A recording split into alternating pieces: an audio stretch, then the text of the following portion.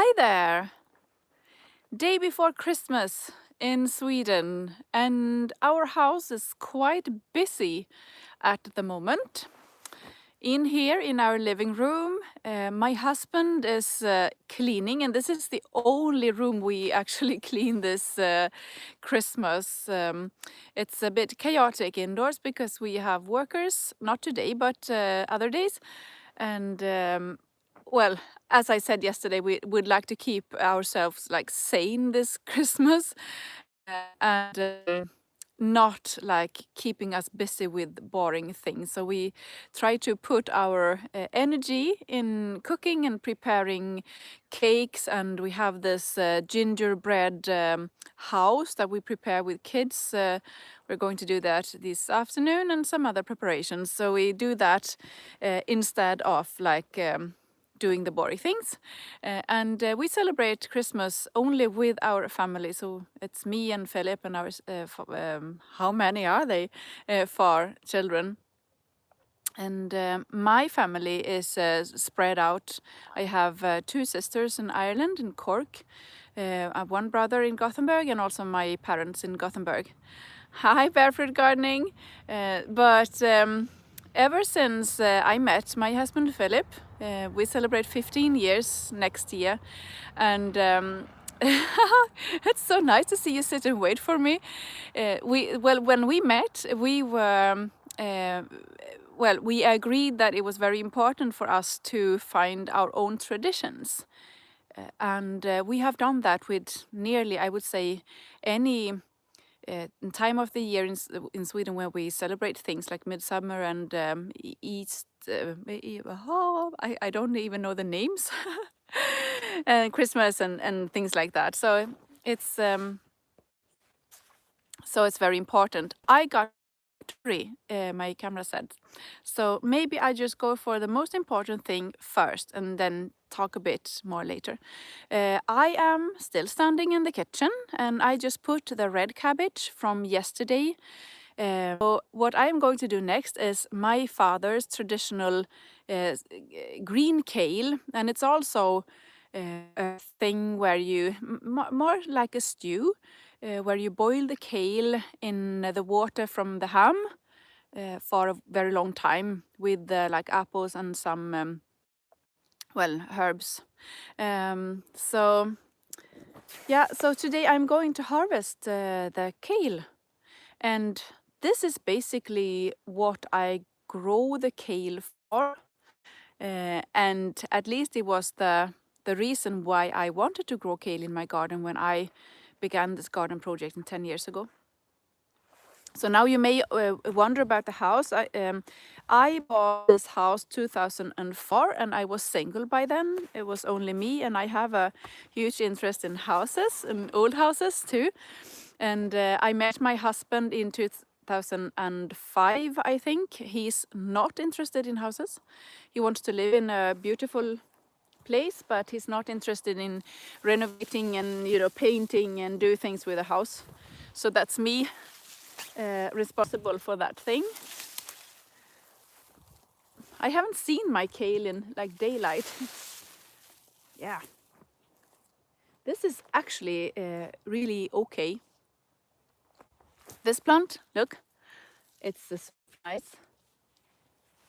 I'm very satisfied with this.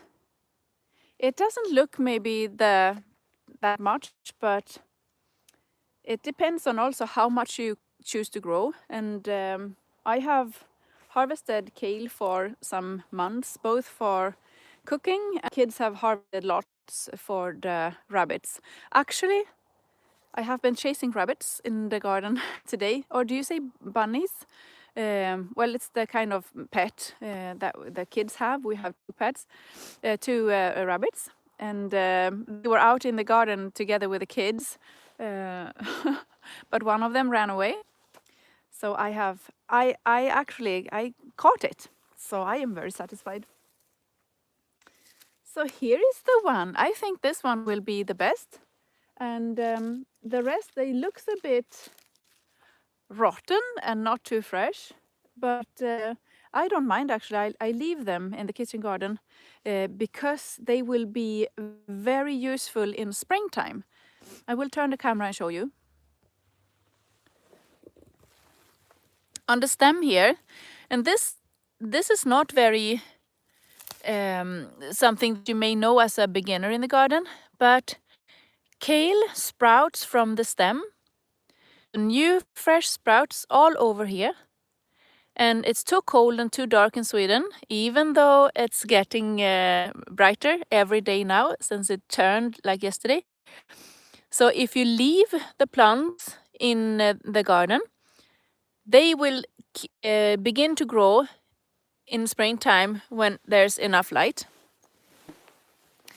So this is a plant, doesn't look too good. But if we check the stem here, there are plenty of small sprouts. You see all over here, small sprouts.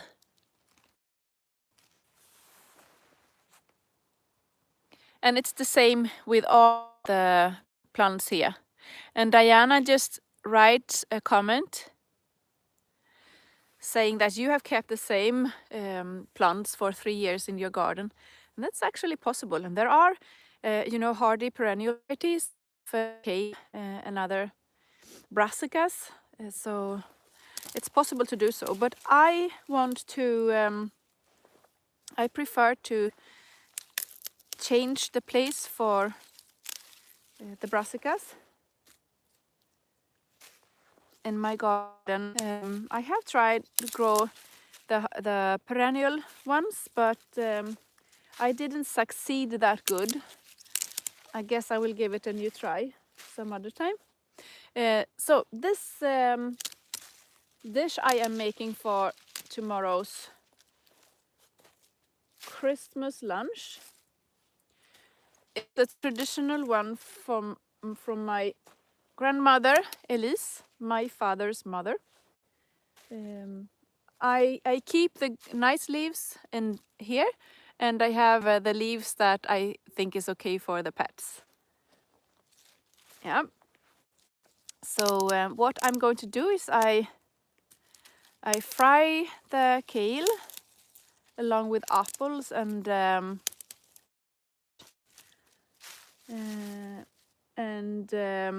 then with some cream, and it's going to like boil forever. And it will be super tasty and super nice along with the red kale and Brussels sprouts and some other things that we eat for Christmas.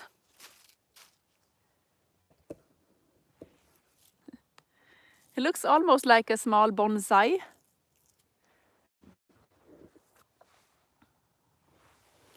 And now you can see it even clearer, the sprouts.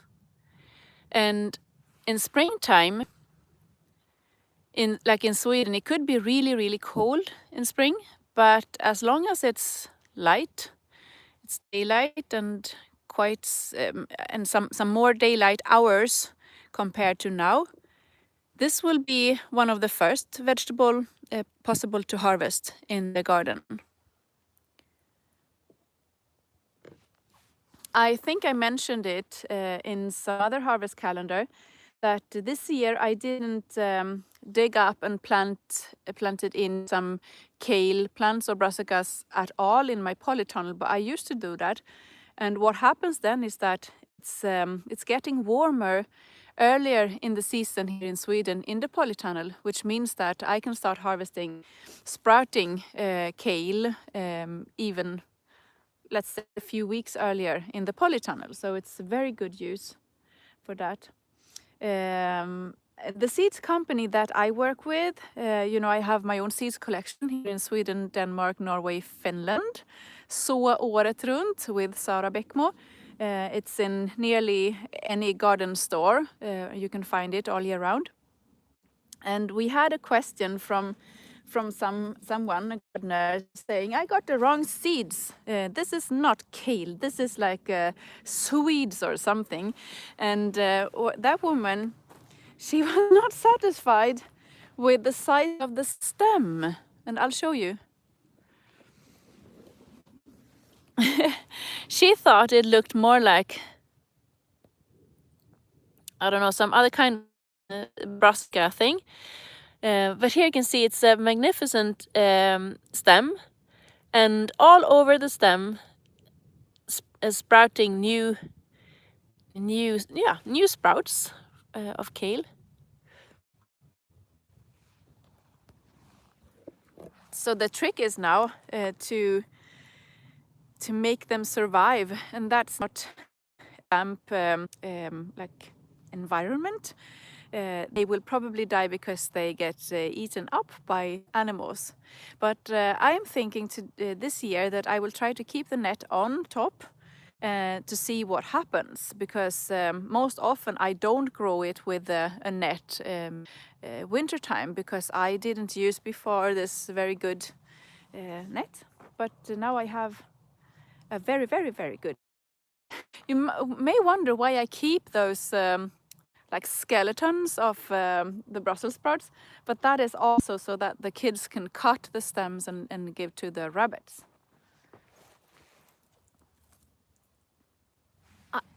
I am thinking about harvesting this tomorrow. I have been thinking about that all December. When will I take it? But I will have to sort of split it to see if it's okay. I have no clue if it's okay, but it would be lovely if it is. Well, my friends, the battery is soon like exhausted, so I'm going into my to the cooking things, and I'll tomorrow Christmas in Sweden.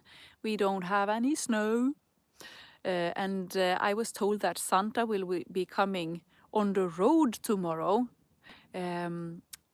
Other years he comes in in the area over here where the cows are living.